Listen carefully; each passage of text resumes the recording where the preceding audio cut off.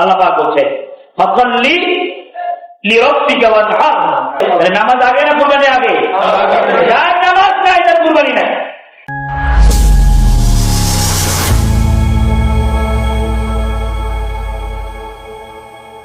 ভাইয়া, তাহলে দেখতে দেখতে আমাদের জীবন থেকে কতগুলো বছর চলে গেল, ঈদুল ফিতর চলে গেল, আবার ঈদুল আযহা চলে আসে। আল্লাহ পাক বলছেন ফাসাল্লি লিরাব্বিকা ওয়ানহার, অতএব আপনার প্রতিপালকের উদ্দেশ্যে সালাত আদায় করুন। সুবহানাল্লাহ বলে নামাজ আদায় করুন এবং কুরবানি করুন। তাই নামাজের পরে হলো কুরবানি। এবার আসুন তো ভাই, ঈদুল আযহা নামাজের আগে কুরবানি করবেন না ঈদুল আযহা নামাজের পর কুরবানি করবেন? আওয়াজ করে বলতে হবে। নামাজ আগে না কুরবানি আগে? যার নামাজ নাই তার কুরবানি নাই। মাত্র ৩,০০০ টাকা খরচ করলে আমরা যারা এখানে উপস্থিত আছি প্রত্যেকটা মানুষই কুরবানি করতে পারবে। কথা হয় না? ৩,০০০ টাকা হলে এটা বকরি হবে না? এটা ভেড়া হবে না? ভেড়া চতুর্থ কম পরিমাণ সব আপনারা মোল্লায় দিয়ে দিবে। আর যে থাকে ভাগ, তার ভাগ দেওয়া যায় ২০,০০০ ১৫,০০০ টাকা ভাগ দেওয়া যায় গোস্ত খাওয়ার জন্য। আর বিয়া, এই সমাজে বিয়া হবে ধারণার বাইরে, এই কুরবানির গোস্ত দিয়ে বিবাহ পার করবে, ফ্রিজ ভরাবে, তারপরে সুটকি করবে, সুটকি না কি বলে ওটাকে, শুকাবে, গোস্ত শুকায় সারা বছর খাবে, তাই না? এই হলো মুসলমান। কি শিখলাম? ইব্রাহিম আলাইহিস সালামের এই সুন্নাত যারা আদায় করবে, আল্লাহ রাব্বুল আলামিন ইব্রাহিম আলাইহিস সালামের মতো সওয়াব তার আমলনামায় দিয়ে দিবে। সম্মানিত আমার, লা ইয়ানালুল্লাহ লুহুমুহা ওয়ালা দিমাগুহা ওয়ালাকিন ইয়ানালুহুত তাকওয়া মিনকুম। আল্লাহ পাকের কাছে রক্ত যাবে না, আল্লাহ পাকের কাছে চামড়া যাবে না, আল্লাহ পাকের কাছে কলজা যাবে না, জেবরা যাবে না। আল্লাহ পাক এক টুকরা গোস্ত আপনার আমার কাছে নেবে না, আপনার আমার কাছ থেকে খাবে না, আপনার আমার কাছ থেকে চায় না। আল্লাহ রাব্বুল আলামিন বান্দারে ভালোবেসে বলছে, বান্দা তোমারে আমি ভালোবাসি, তোমাকে খাওয়ার জন্য সব গোস্ত তোমারে দিয়ে দিলাম, শুধু আমি তোমার কাছ থেকে চাই তোমার তাকওয়া। কি চাই? তাকওয়া চাই, মন চাই, হৃদয় চাই। তোমার মন দেখার জন্য বুজুর্গ জাতি কুরবানি করার জন্য লিস্ট দিয়ে দেয় 7 ভাগে, লিস্ট করতে মুখস্থ করতে না ভুলেই যায়, ঠিক কিনা? কুরবানি করতে হবে আল্লাহ তোমার সন্তুষ্টির জন্য। কার সন্তুষ্টির জন্য ধরে বলে? ইসমাইল যদি কুরবানি হতো আজকে আপনি দুনিয়ার চেহারা দেখতাম। হ্যাঁ, ইসমাইল আলাইহিস সালামের সুন্নাত যদি আদায় হয়ে গেত তাহলে আজকে আমি দিলে ফেলতাম।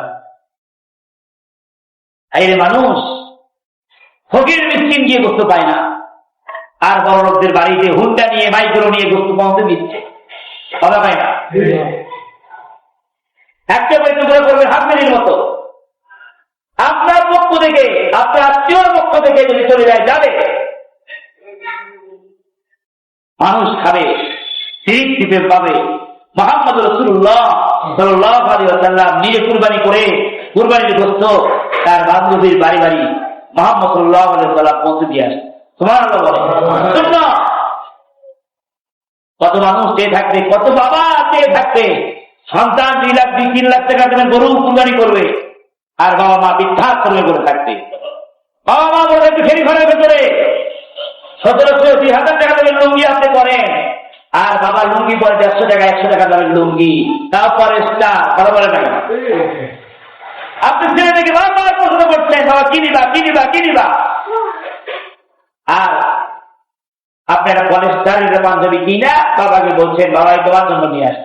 বাবা দেখেও মন খারাপ করে না, খালি মনে মনে ভাবে বেটা রে চামড়া দিয়ে খাচ্ছি বেটা, সমাজে মিষ্টি, তোর বন্ধু বান্ধব আছে, এই জন্য আমি তোর ভালো পোশাক বানিয়ে দিয়েছিলাম, আর আজকে আমার জন্য তুই একটা 600 টাকা দামের 500 টাকা দামের একটা পলেস্টার পাঞ্জাবি কিনে এনে দিচ্ছিস। মনে মনে ভাবতে বলবে না আপনাকে, তাতেই খুশি তারা।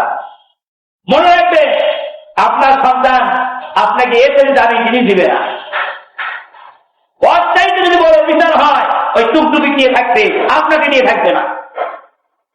আপনার বাবা মা সাথে যে ব্যবহার করেছে আপনার সন্তান ঠিক তাই ব্যবহার করবে।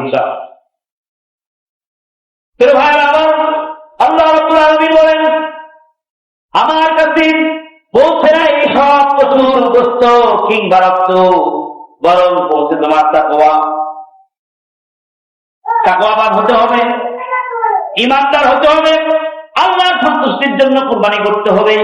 যদি আপনার পরিবারের সদস্য বেশি হয়, গোটা কুরবানির গোস্ত আপনি সব খেয়ে দেন, কোনো অসুবিধা নেই।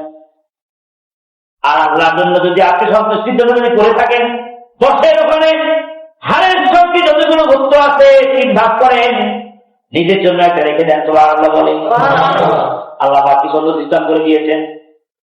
একবার তুমি নিজে খাও, আর একবার তোমার জাতীয় দুলাভাই আছে, বোন মনে আছে, চাচা চাচি আছে, যেটাই আছে, রক্তের যারা আছে, একজন যারা আছে, তাদেরকে সবাইকে এক ভাগ ভাগ করে দাও।